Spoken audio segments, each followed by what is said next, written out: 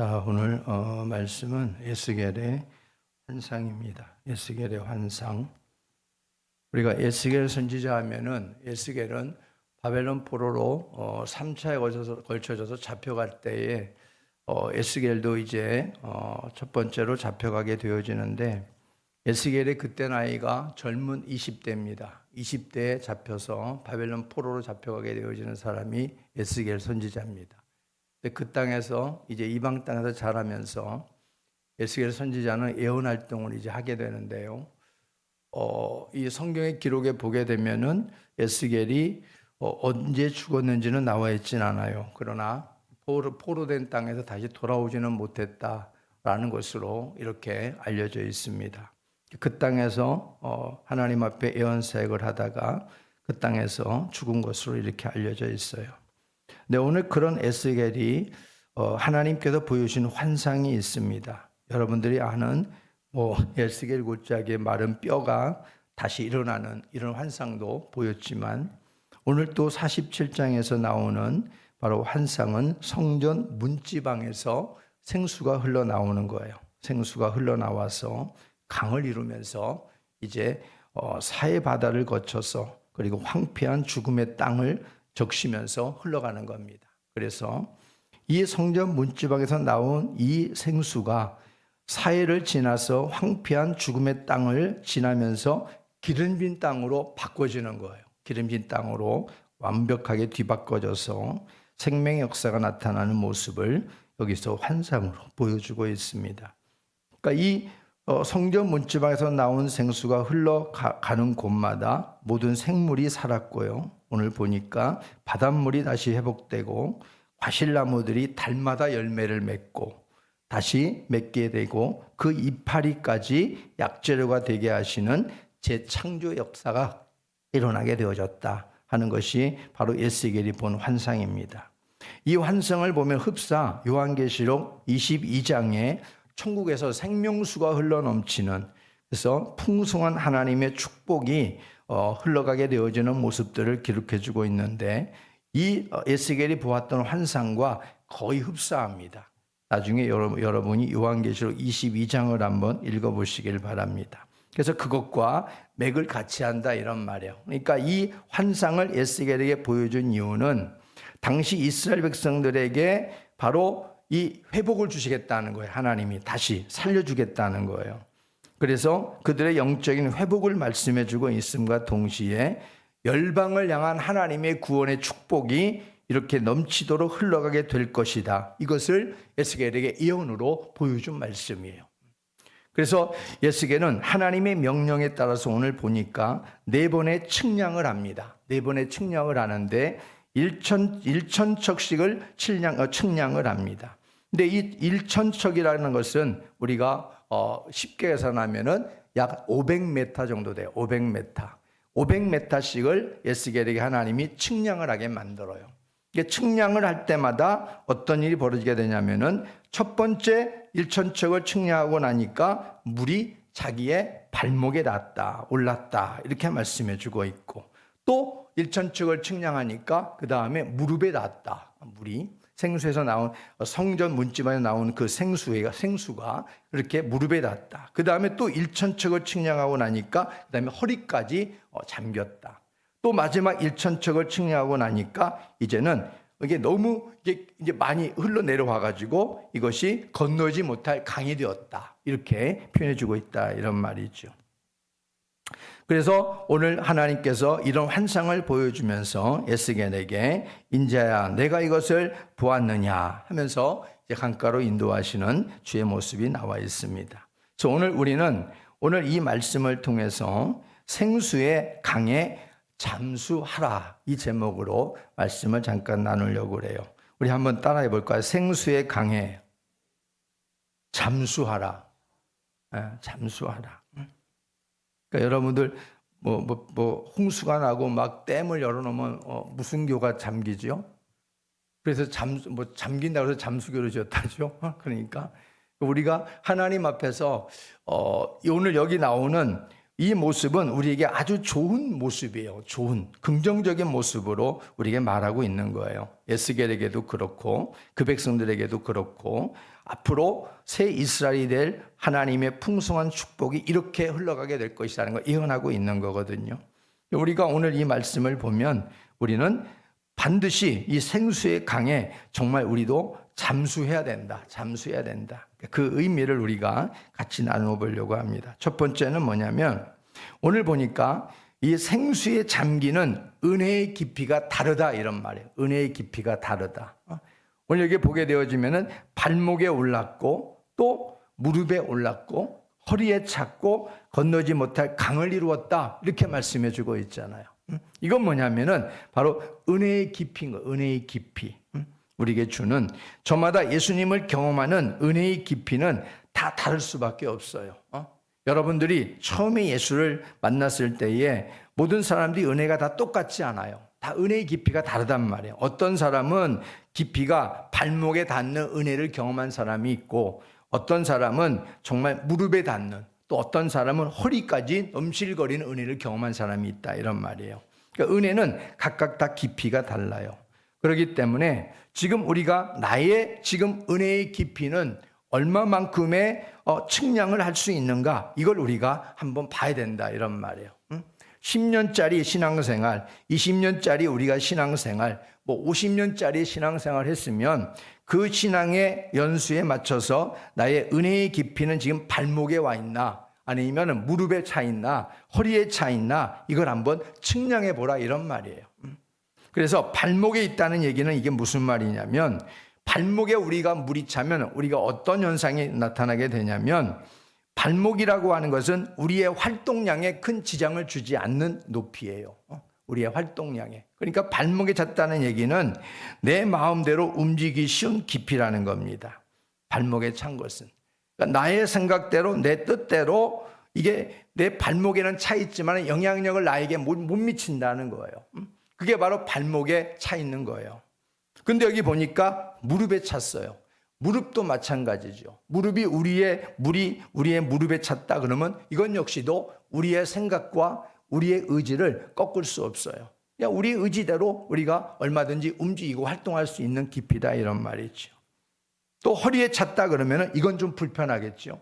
허리에 찼다 그러면은 우리가 무릎보다는 발목보다는 아마 활동하는데 좀 지장을 조금 받을 겁니다. 그러나 역시도 허리까지 찼어도 역시나 자신의 생각과 활동에 원하면은 얼마든지 거스릴 수 있다 이런 말이죠. 물의 깊이를.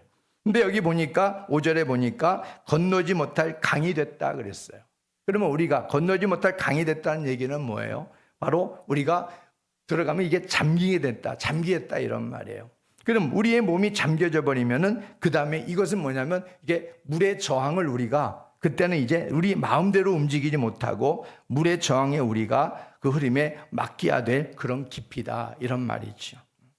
그래서 우리들이 경험하는 은혜의 깊이에 따라서 어떤 인생은 여전히 은혜를 받았다고 하는데도 내 생각과 내 뜻이 먼저 앞선다 이런 말이에요. 은혜는 받았다고 하는데 예수는 믿는다고 하는데 내 감정과 내 주장이 강하고 하나님의 말씀에 떠밀려가지 않는다 이런 말이에요. 말씀을 거슬러서 얼마든지 자기가 펄쩍펄쩍 뛰어다니고 자기가 하고 싶은 감정대로 얼마든지 그렇게 살아간다 이런 말이에요. 이런 사람이 뭐냐면은 바로 발목에 찼다는 거예요. 발목에 찼고 무릎에 찼다 이런 말입니다. 그러니까 예수를 믿어도 우리가 저 사람 정말 예수는 믿는다고 하는데 왜 이렇게 변화가 없지? 이런 사람들은 신앙을 측량해 봤을 때에 발목이나 무릎에 찼을 확률이 대단히 많다. 이걸 우리가 보라 이런 말이에요. 근데 우리가 그런 성도가 발목에 오르고 무릎에 오른 성도라고 우리가 말할 수 있다면은 허리까지 차고 건너지 못할 강의 깊이까지 차면 어떻게 되는가? 그때는 내 자아가 죽는 거예요. 내 자아가 죽고 내 안에 예수 그리스도께서 사신 인생이 됩니다. 주의 말씀이 앞섭니다. 그리고 하나님의 말씀이 우리를 경영하는 인생이 되어진다 이런 말이에요. 그래서 우리는 주님의 생수의 강에 발목 정도가 아니라 무릎 정도가 아니라 허리 정도가 아니라 완전히 그냥 잠겨버리도록 우리가 그렇게 깊이 잠수하는 신앙이 되었다 하는 것입니다. 내 자신의 은혜의 깊이를 잘 측량해서 우리는 발목에 있는 인생이다. 그럼 어디로 가야 돼요? 우리는 무릎으로 가야죠. 무릎으로. 일단은 무릎까지 차도록 해야 되겠죠. 내 무릎의 신앙이다. 무릎의 깊이에 있다. 내가 그러면 어디로 가야 돼요? 허리까지 차도록 우리가 가야죠. 내 허리까지 차고 있다 지금 그럼 어디로 가야 돼요? 건너지 못할 깊은 강까지 잠수해야 되는 거예요. 주님, 나를 이제는 다 죽었사오니 하나님 나를 온전히 이제는 이끌어 주십시오. 이렇게 우리가 주님 앞에 해야 된다는 거예요. 그러니까 바울이 바로 이 깊은 건너지 못할 깊이까지 잠수한 사람이죠. 이 바울은 하나님의 말씀이 그를 경영하잖아요. 성령님이 그를 앞서고 성령님에 따라 말씀을 따라 그의 인생이 하나님이 경영하시잖아요. 이게 뭐냐면 생수의 강에 잠수한 사람의 모습입니다. 그래서 우리가 오늘 이 말씀을 짧은 시간이지만은 잠깐 여러분들이 들으면서 나는 하나님 앞에서 측량될 때에 나의 은혜의 깊이는 어느 정도까지 차 있는가? 이걸 우리가 돌아봐야 되겠다 하는 것입니다. 두 번째는 오늘 12절에 나와 있는 말씀처럼 성수의 주인 되신 하나님으로부터 시작된 생수다라는 거예요. 12절만 한번 읽어볼까요? 시작. 강 좌우가에는 각종 먹을 과실나무가 자라서 그 잎이 시들지 아니하며 열매가 끊이지 아니하고 달마다 내 새 열매를 맺으리니 그 물이 성소를 통하여 나옴이라. 그 열매를 먹을 만하고 잎사귀는 약재료가 되리라. 오늘 이 생수가 어디서 나왔다 그랬어요? 그 물이 성소를 통하여 나왔다. 성소를 통하여 나왔다. 성소에서 성소 문지방에서 흘러나오게 됐다. 이런 말이에요. 그러니까 우리가 성경을 보게 되면은 예수님께서 수가성 여인과 대화를 나눈 내용이 나오지요. 수가성 여인에게 예수님께서 뭐라고 그래요? 내가 네 여인 너가 내가 어떤 사람인 줄 알았다고 한다면은 너는 내게 그 물을 구하였을 것이다. 그리고 나는 너에게 그걸 주었을 것이다. 이런 말씀을 해요. 이제 생수에 관한 얘기를 하시잖아요. 그러면서 예수님이 생수가 되시는 분이라고 설명을 해줍니다. 그리고 그 여인은 나중에 어떻게 해요? 생수 되시는 주님을 마음속에 자기의 구주로 받아들이고 동네로 뛰어내려가서 물동이를 버려 던져주고 내가 그분을 만났다. 그리스도를 만났다라고 말하지 않습니까? 그 여인은 바로 하나님의 생수의 은혜를 입은 거예요. 예수님이 생수가 되신다 하는 것이고 요한복음 7장 37절 39절에서도 누구든지 목마르거든 내게로 와서 마시라. 나를 믿는 자는 성경의 이름과 같이 그 배에서 생수의 강이 흘러나오리라 하시니 이는 그를 믿는 자들이 받을 성령을 가리켜 하신 말씀이라 그랬어요. 생수는 성령을 우리에게 의미하기도 하는 것입니다. 그 결국에는 우리가 성령을 누가 주시는가? 예수님이 주시는 거예요. 예수님께 올라가시면서 내가 올라가서 내가 약속하신 것을 너에게 보내주마. 이게 성령이거든요. 보혜사고. 그러니까 결국 우리가 한마디로 말하면 이 생수는 결국 뭐냐면 예수님이라는 거예요. 예수님이라는 거예요.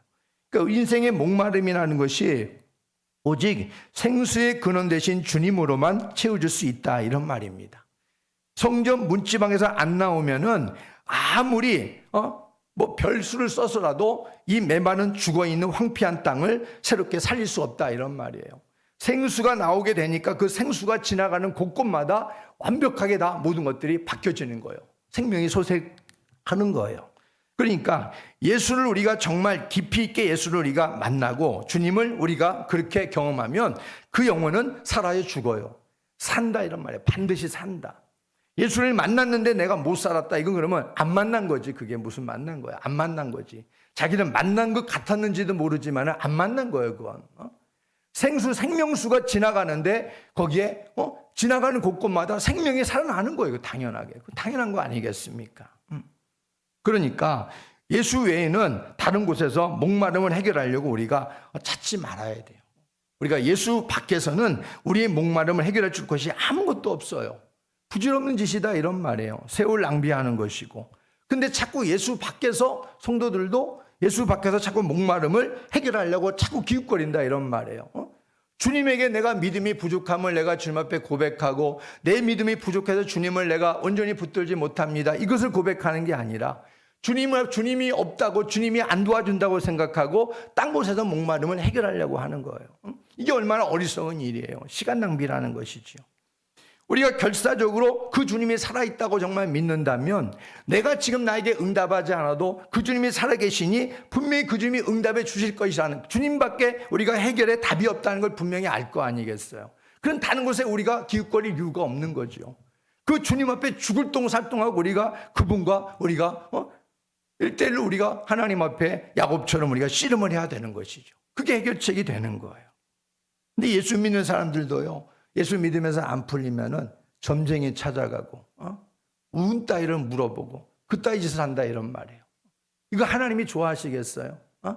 하나님 앞에 기도하고 또 응답은 달라고 또 소리지르고 기도한단 말이죠. 하나님이 그 기도를 들어주시겠냔 말이에요. 왜 인생에 이렇게 안 풀리지? 하나님을 믿는데도 딴짓거리 한다 그런 말이에요. 하나님이 정말 기뻐하는 일을 하면서 하나님 앞에 도움을 구하면 그 하나님의 응답이라는 것이 우리가 시차는 있을 수 있어요. 오늘 이루어지지 않고 몇 달 뒤 이루어질 수 있고, 시차는 하나님 앞에 응답의 때는 하나님께 있기 때문에 하나님께서 시차는 둘 수 있지만은 반드시 응답은 주신다 이거예요. 근데 그렇게 딴짓하고 두 주머니를 차고 엉뚱한 짓 하면서 하나님 앞에 도움을 구하면 하나님이 주시겠는가? 천만의 만만의 말씀이에요. 안 주세요 절대. 하늘의 문을 닫아버린단 말이에요. 우리가 이런 것들을 항상 조심해야 돼요. 오직 우리의 목마름을 해결하실 분은 누구밖에 없다? 예수 그리스도밖에 없다. 지금 내가 목마름이 해결되지 않는다 하더라도 그분에게서 우리가 목마름이 해결되지 않는다고 해도 우리는 뒤돌아서서는 안 된다. 그분을 끝까지 우리가 붙들어야 된다. 그게 믿음인 거다. 그게 주님의 살아계심을 믿는 그리스도인인 거다. 이걸 우리가 잊지 말자 이런 말이에요. 주님이 계신 성전을 찾고 주의 보좌를 찾아와서 그 앞에 엎드리고 주님이 주시는 생수를 우리가 구해야 됩니다. 그럴 때 생명의 풍성함은 오직 주님께만 있기 때문에 주님이 우리에게 바로 그런 은혜를 주시는 거예요.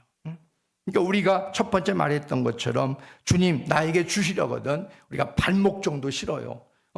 우리가 무릎 정도도 난 싫어요. 나는 허리 정도도 싫어요. 이왕이면 좀 푹 주님의 그 깊이, 은혜 깊이 내가 좀 잠겨지게 하옵소서. 그런 기도를 우리가 그 은혜를 구하면서 하나님 앞에 살아가면 그 인생은 정말 목마름이 없는 거죠. 주님으로부터 쭉 잠겨져 있는데 어떻게 목마름이 나타나겠어요? 그래서 성소의 주인 되신 하나님으로부터 시작된 오늘 생수의 강을 이뤄가는 이 모습을 보면 바로 해결책은 바로 주님밖에 없다는 것을 명백하게 우리에게 말씀해 주고 있는 부분이에요. 딴 곳에서 목마름을 해결하려고 하지 말자.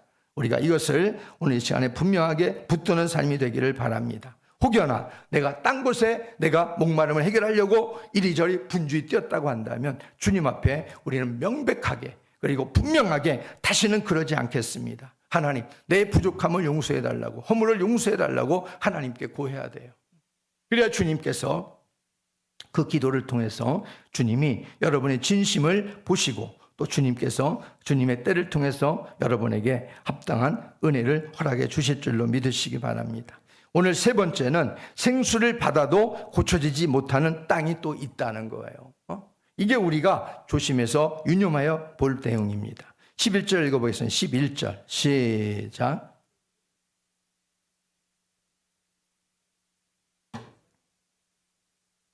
생수의 강이 흘러가지고 사해를 지났어요. 황폐한 죽음의 땅들이 되살아났습니다. 모든 생물과 바닷물이 되살아났고요. 난리가 났어요 지금 막. 그 생수가 성전 문쯤에 나온 생수가 흘러가고 쫙 나가는 곳곳마다 뒤돌아보니까 다 생명이 넘쳐나는 거예요. 그냥 막 바닷물이 막 살아나고 물고기가 펄떡펄떡 뛰어나오고 막 이러면서 막 나무들이 막 그냥 꽃을 피우고 막 잎사귀를 내고 꽃을 피우고 막 만발해 있고 막 열매가 막 나타나고 막 난리가 난 거예요. 생수가 지나간 자리를 이렇게 뒤돌아보니까 말이에요. 그런데 유난히 눈에 띄는 게 있는 거예요. 그게 뭐냐면 오늘 진펄과 개펄이에요. 진펄과 개펄. 여기 진펄과 개펄은 그렇게 난리가 났는데도 아무런 변화도 없는 거예요. 아무런 변화도 없는 거예요. 다시 말해 죽어있다 이런 말이에요. 고침받지 못한 땅이 되고 있다 이런 말이죠. 여기서 진펄과 개펄은 뭐냐면 늪이나 습지나 웅덩이 같은 것을 말하는 거예요. 그렇게 왕성한 생명력 앞에서도 고쳐지지 못하고 소금에 절여 있는 땅을 말하고 있는 겁니다. 왜 이렇게 됐을까요? 이들은 모두 지형적으로 사해 주변 언덕쯤에 위치한 거예요. 사해 주변의 언덕쯤에 위치한 거예요. 그러니까 한번 휙 적셔서 생명수 한번 휙 덮었다가도 다시 빠져나가니까 그 부분이 다시 또 메말라지는 거예요. 밀물과 썰물처럼 말이에요. 근데 들어왔던 것이 결국에는 그런 바닷물이 한번 휙 들어오면 웅덩이에는 바닷물이 들어가잖아요. 빠져나가면은 어떻게 웅덩이에만 남잖아요. 그리고 그것은 증발이 돼버립니다. 손기만 남는 거예요. 그런 형국이 됐다 이런 말이에요. 이 진펄과 개펄이라는 게 생명수가 흘러서 가는데 그 생명수를 제대로 받아 누리지 못한다 이런 말이에요. 그러니까 이것은 우리에게 무엇을 말해주고 있냐면 충분하게 생명수에 잠기지 못하게 됨으로 인해서 고쳐지지 못하고 버려지는 못 쓰는 땅이 됐다 이런 말입니다. 마치 예수님께서 설명하신 이것은 마음의 밭 중에 길가밭과도 같은 거예요. 똑같은 거, 길가밭.